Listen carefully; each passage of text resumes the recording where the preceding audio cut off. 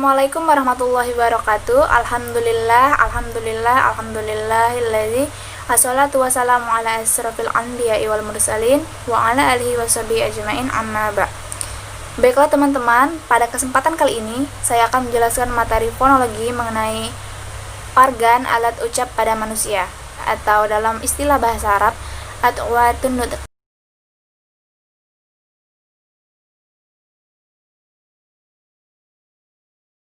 Berikut adalah gambar alat ucap pada manusia. Di situ ada nomor-nomor dan di sampingnya ada keterangannya. Ada nomor 1 ada labium atas, 2 labium bawah. Labium ini biasa kita kenal dengan bibir.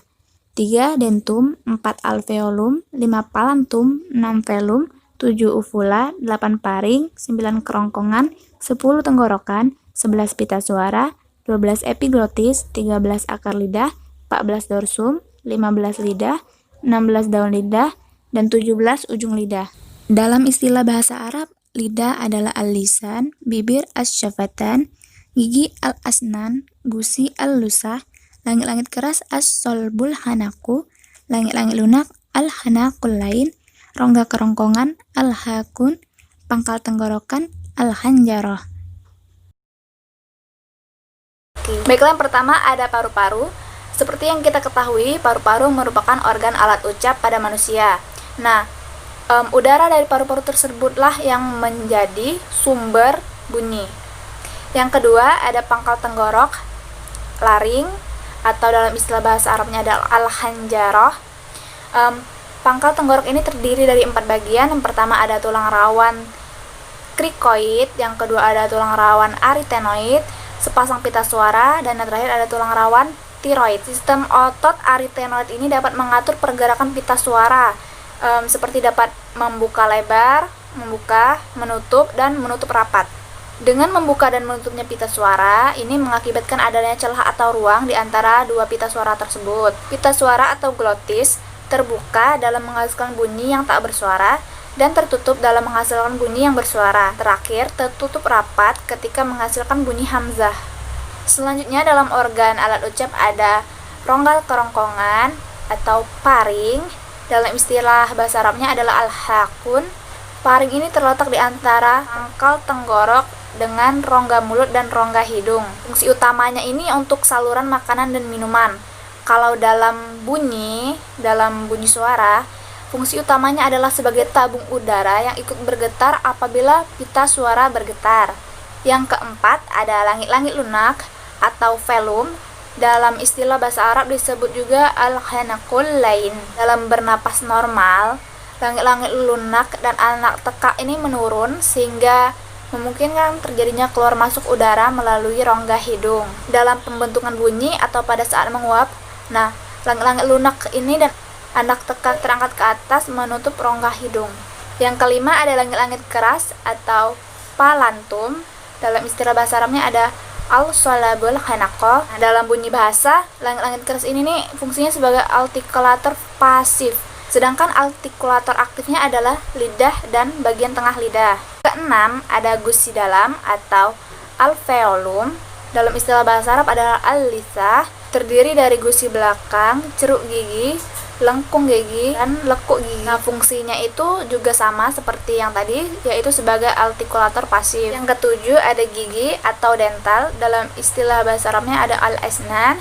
Gigi ini terbagi menjadi 2, ada gigi atas dan gigi bawah. Gigi bawah, dia itu tidak terlalu berperan dalam bunyi dan hanya bersifat membantu saja. Berfungsi penuh ini adalah gigi atas. Gigi atas ini nih bekerja sama dengan bibir bawah atau ujung lidah. Yang kedelapan ada bibir atau labia. Dalam istilah bahasa Arab adalah asyafatan. Bibir ini terbagi menjadi 2 juga, bibir atas dan bibir bawah. Fungsi kedua bibir ini adalah sebagai pintu penjaga rongga mulut. Dalam pembentukan bunyi, bibir atas sebagai artikulator pasif bekerja sama dengan bibir bawah yang sebagai artikulator aktifnya. Dapat juga bibir bawah ini bekerja sama dengan gigi atas dan akan menghasilkan bunyi labiodental. Terakhir atau yang kesembilan ada lidah. Lidah di sini sebagai artikulator aktif yang terdiri dari akar lidah, daun lidah, dan ujung lidah. Suara dari lidah ini dapat dibagi menjadi 5 bagian, yaitu yang pertama, lidah bekerja sama dengan rongga kerongkongan yang akan menghasilkan bunyi radikofaringal. Yang kedua, pangkal lidah bekerja sama dengan langit-langit lunak yang akan menghasilkan bunyi darsovelar. Yang ketiga, bagian tengah lidah bekerja sama dengan langit-langit keras yang akan menghasilkan bunyi mediopalatal. Yang keempat, ujung lidah bekerja sama dengan langit-langit keras yang akan menghasilkan bunyi apikopalatal. Yang terakhir, ujung lidah bekerja sama dengan gusi yang akan menghasilkan bunyi apikoalveolar, dan ujung lidah dengan gigi atas akan menghasilkan bunyi apikodental.